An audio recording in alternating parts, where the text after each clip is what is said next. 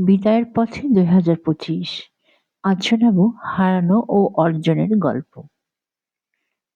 ২০২৫ সাল শেষের পথে। এই বছরের পাতায় লেখা হয়েছে আনন্দ আর বেদনার মিশ্র গল্প। জীবনের পথে চলতে গিয়ে কিছু আপন মানুষ, কিছু স্বপ্ন, কিছু না পাওয়ার কষ্ট আমাদের ছুঁয়ে গেছে গভীরভাবে। আবার একই বছরে এসেছে সাফল্যের হাসি, আত্মবিশ্বাসের শক্তি আর নতুন করে উঠে দাঁড়ানোর সাহস। হারানো আর পাওয়া এই দুই মিলেই তো জীবন। এই বছর আমাদের শিখিয়েছে ধৈর্য, কৃতজ্ঞতা আর আত্মসম্মানের মূল্য।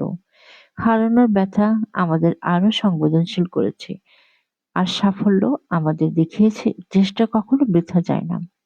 প্রতিটি অভিজ্ঞতা, ভালো বা খারাপ, ভবিষ্যতের জন্য রেখে গেছে এক একটা শিক্ষা।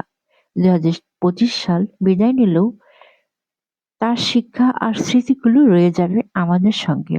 নতুন বছরকে স্বাগত জানাতে চাই নতুন আশা, সুস্থ মন আর ইতিবাচক চিন্তা নিয়ে। জীবন হোক ভারসাম্যর, যেখানে শরীর, মন আর আত্মার যত্ন এমনভাবে নেওয়া হয়।